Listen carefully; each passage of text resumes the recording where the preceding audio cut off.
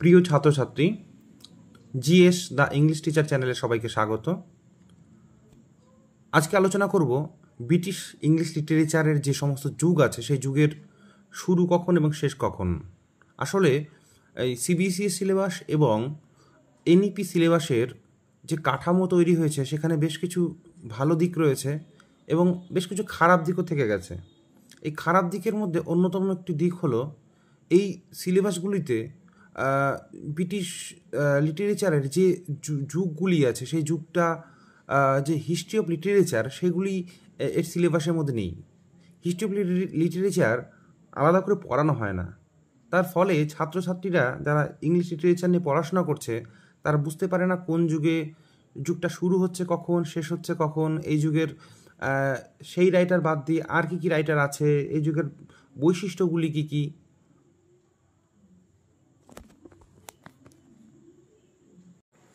এই সমস্ত সমস্যা মোকাবেলার জন্য একটি ভিডিও সিরিজ আমি আজ থেকে শুরু করতে চলেছি। আজকে তার প্রথম এপিসোড আমি বলতে পারি সেই সিরিজের। সেটা হচ্ছে আজকের ভিডিওতে আলোচনা করব এই যে যুগগুলি ব্রিটিশ লিটারেচার আছে সেই যুগগুলির যে টাইম পিরিয়ড যেগুলো, টাইম টেবিল যেগুলো, সেগুলো নিয়ে মূলত আলোচনা করব।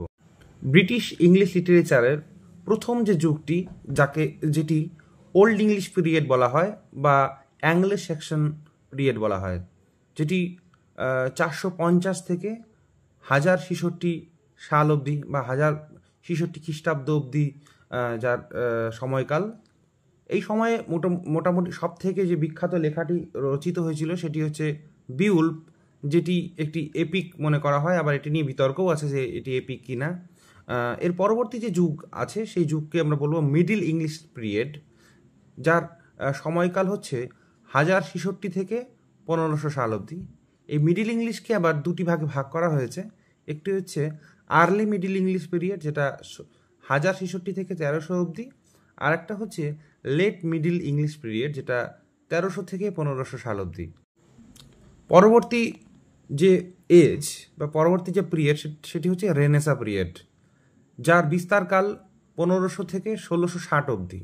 এর মধ্যে চারটি ছোট ছোট ভাগে বা বিভক্ত করা হয় বিভিন্ন রাজাদের নাম অনুসারেই মূলত বেশিরভাগ যুগগুলি। প্রথমটি এলিজাবেথান পিরিয়ড, নাম শুনে আমরা বুঝতে পারছি রানী এলিজাবেথের যে শাসনকাল, অর্থাৎ 1558 থেকে 1558 থেকে 1603 সাল অবধি এলিজাবেথান পিরিয়ড।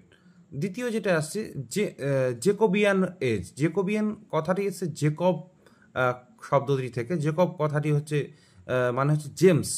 এই যুগে যে রাজা ছিলেন তার নাম ছিল জেমস ওয়ান। এই জেমস ওয়ান কথাটি এসছে জেকব থেকে, অর্থাৎ সেই জন্য এই যুগটা হচ্ছে জেকোবিয়ান পিরিয়ড। এর সময়কাল হচ্ছে 1603 থেকে 1625 সাল অবধি। তারপরে চলে আসছি আমরা ক্যারোলাইন পিরিয়ডে। ক্যারোলাইন কথাটি এসছে ক্যারল থেকে। ক্যারল কথাটি আবার এই যুগের যে রাজা ছিল তার নাম ছিল চার্লস ওয়ান। এই চার্লস শব্দটা এসে ক্যারল শব্দ থেকে, সেই জন্য এই যুগটাকে বলা হয় ক্যারোলাইন এজ, যেটি 1625 থেকে 1649 সাল অবধি বিস্তৃত। এরপরে যে 1649 সালের পরে একটা ইংলিশ লিটারেচারের ক্ষেত্রে একটা অন্ধকার যুগ বলা হয় বা কমনওয়েলথ পিরিয়ড। এই যুগে কিন্তু বিশেষ কিছু সাহিত্য খুব একটা রচিত হয়নি। তার অনেক কারণ আছে, সেগুলো পরবর্তী ভিডিওতে আমি বিস্তারিত আলোচনা করব। এই কমনওয়েলথ পিরিয়ডটা হচ্ছে 1649 থেকে 1660 সাল অবধি। পরবর্তী যে যুগটাতে আমরা চলে যাচ্ছি সেটি হচ্ছে নিও ক্লাসিক্যাল পিরিয়ড, যেটা 1660 থেকে 1798 সাল অবধি বিস্তৃত। এই সালগুলোর মধ্যে প্রথম ভাগটি যেটি আছে সেটা হচ্ছে রেস্টোরেশন পিরিয়ড, অর্থাৎ রেস্টোরেশন অফ মনার্কি, রাজতন্ত্রের পুনঃস্থাপন হয়েছিল 1660 সালে। এবং এই যুগটি 1660 থেকে 1700 সাল অবধি মনে করা হয়। এবং তারপরে যে সময়কালটি যেটি আছে অগাস্টান এজ। অগাস্টান এজ এর অনেকগুলি নাম আছে। এর অগাস্টান এজ বলা হয়, আবার age of prose and reason বলা হয়। তার কারণ হচ্ছে এই যুগে অগাস্টাস বলে কোনো রাজা ছিল না অবশ্য, কিন্তু এই যুগের যে লেখকরা ছিলেন সেই লেখকদের লেখনী স্টাইল অনেকটা সেই রোমের অগাস্টাস সিজারের আমলে যে সমস্ত লেখকরা ছিল তাদের সঙ্গে অনেকটা মিল ছিল। সেই জন্য এই যুগটিকে বলা হয় অগাস্টাস এজ। 1700 থেকে 1798 সাল অবধি এই সময়কাল। পরবর্তী যে যুগটা যেটি আছে সেটি খুব বড় একটি যুগ, যেটা খুব এবং ইম্পর্টেন্ট একটি টাইম পিরিয়ড, সেটি হচ্ছে দ্য রোমান্টিক পিরিয়ড, যেটি শুরু হয়েছিল 1798 সাল থেকে 1837 অবধি। 1798 সালে উইলিয়াম ওয়ার্ডসওয়ার্থ এবং এস.টি. কোলরিজ দুজন মিলে একটি কবিতার বই প্রকাশ করে, যে বইটির নাম ছিল লিরিক্যাল ব্যালাডস।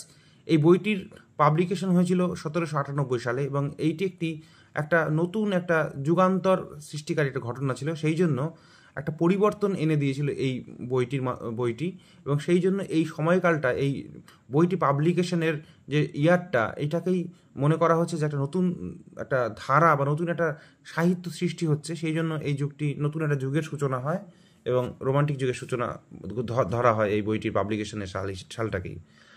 1837 সাল শেষ হচ্ছে কেন? কারণ 1837 সালে রানী ভিক্টোরিয়া সিংহাসনে বসছে, এবং এই ভিক্টোরিয়ান পিরিয়ড শুরু হচ্ছে 1837 থেকে 1901 সাল অবধি। এই রানী ভিক্টোরিয়া সিংহাসনে বসছে, সেই জন্য এটাকে বলেছি ভিক্টোরিয়ান পিরিয়ড। এরপরে এডওয়ার্ডিয়ান পিরিয়ড বলে একটি যুগ আছে, যেটি 1901 থেকে 1914 অবধি। এরপরে আমরা চলে আসছি মডার্ন পিরিয়ড, 1914 থেকে 1945 সাল অবধি। এই যুগের মধ্যেই দুটি বিশ্বযুদ্ধ হয়ে গেছে, প্রথম বিশ্বযুদ্ধ, দ্বিতীয় বিশ্বযুদ্ধ, এবং তার প্রভাব সাহিত্যে পড়ছে। এর পরবর্তী যে লাস্ট যে পিরিয়ডটা ইংলিশ লিটারেচারের মধ্যে আমরা পাবো, সেটা হচ্ছে দ্য পোস্ট মডার্ন পিরিয়ড, যেটি 1945 থেকে আজও এখনও যে সমস্ত লেখাগুলি লেখা হচ্ছে ইংলিশে, সমস্তটাই কিন্তু পোস্ট মডার্নের মধ্যে অন্তর্ভুক্ত। আশা করি ভিডিওটি তোমাদের ভালো লেগেছে। যদি ভালো লেগে থাকে তাহলে লাইক করতে বলবো, বন্ধুদের সঙ্গে শেয়ার করতে বলবো, এবং একটি কমেন্ট করতে বলবো। লাইক করলে পরে ভিডিওটি আরও বিভিন্ন জায়গায় ছড়িয়ে পড়বে। বিভিন্ন ইউটিউবের যে সমস্ত যে সিস্টেম আছে, সেই সিস্টেম আরও অন্যের মধ্যে ছড়িয়ে দিতে সাহায্য করবে। এবং অবশেষে যারা নতুন আছে তারা সাবস্ক্রাইব করতে বলবো। ধন্যবাদ।